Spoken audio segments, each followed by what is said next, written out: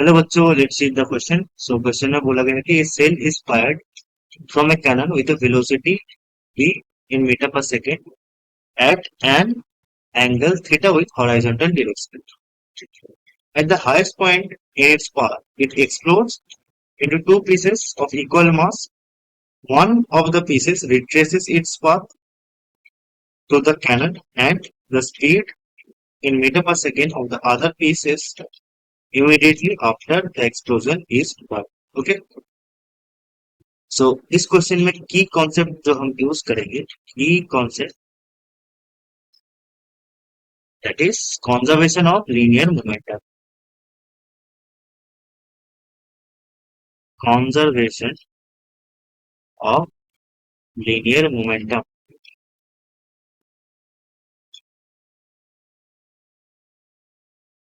Okay.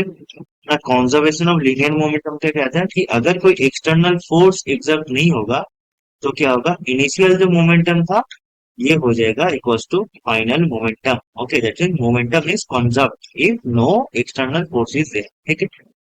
Now question में बोला गया कि shell is fired from cannon with a velocity v at an angle theta. ठीक है, तो इसको हम देख लेते हैं। Let's say this is the ground. Okay, यहाँ से एक कैनन से एक सेल फायर किया हमने। ठीक है, let's say this is the shell. इसको हमने सी वेलोसिटी से फायर किया with an angle theta with the horizontal. ठीक है। अब क्वेश्चन में क्या बोला गया कि ये जो, ठीक है, ये हाईएस्ट पॉइंट पर पहुंचेगा। ठीक है, let's say this is the highest point T, let's say. ठीक है। अब हाईएस्ट पॉइंट पे हम क्या जानते हैं कि ये जो वेलोसिटी है, इस वेलोसिटी का, ये वेलोसिटी v था। ठीक है, इस वेलोसिटी का सिर्फ हॉरिजॉन्टल कंपोनेंट रहेगा एंड वर्टिकल कंपोनेंट जीरो हो जाएगा। ठीक है, तो इसका हॉरिजॉन्टल कंपोनेंट क्या होगा इस केस में, that is v of cos of theta. ठीक है, क्योंकि हम जानते हैं horizontal component is constant throughout the projectile motion as there is no acceleration in the horizontal direction. ठीक है, तो क्या हुआ कि इस पॉइंट P पर ये सेल दो पार्ट में डिवाइड हो गए। ठीक है, एक पार्ट क्या होगा, एक पार्ट रिट्रेस करेगा एक पाथ। ठीक है, एक पार्ट इसका पाथ रिट्रेस करेगा। ठीक है, और एक पार्ट क्या होगा, और एक पार्ट v वेलोसिटी से चला जाएगा। ठीक है, हमें ये स्मॉल v वेलोसिटी फाइंड करना होगा। ठीक है, एंड इक्वल पार्ट में डिवाइड हुआ। ठीक है, that means m by two और m बाई टू पार्ट में डिवाइड हुआ। ठीक है, इस केस में हम क्या करेंगे, conservation of linear momentum, P I is equal to P F. ठीक है, अब पी आई क्या है, इनिशियल मोमेंटम हमने दिया था, that is M B cos theta. ठीक है, इस केस में हम एक्स डायरेक्शन में, एक्स डायरेक्शन में मोमेंटम कंजर्व करें। ठीक है, now at point P just before the explosion, initial velocity था v cos थीटा, तो ये हो जाएगा m इंटू इसका मास क्या था। ठीक है, इसका मास मान लेते हैं, हम m मान लेते हैं। ठीक है, mass of the cannon, mass of the cannon is m, let's. ठीक है, so m into v cos of theta. ठीक है, ये इनिशियल मोमेंटम हो गया। This is equal to what, this is equal to एक पार्ट हो गया m बाई टू। ये क्या होगा, रिट्रेस करेगा पाथ।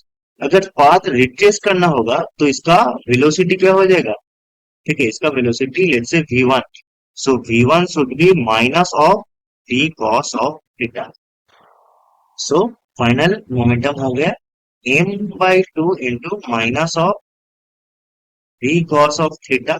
ठीक है, सेकेंड जो पार्ट है, second part m by two into small v हम मान लिया। तो ठीक है, तो यहाँ पर क्या हो जाएगा, M B cos theta plus m by two v cos थीटा। So m v cos of theta plus m by two v cos of theta, इसकी इक्वल हो जाएगा m by two v।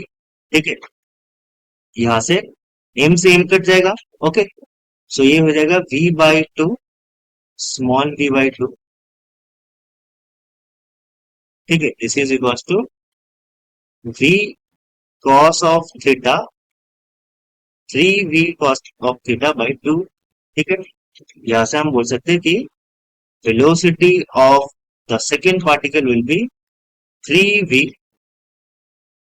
cos of theta। ठीक है, यही हमारा final answer हो गया।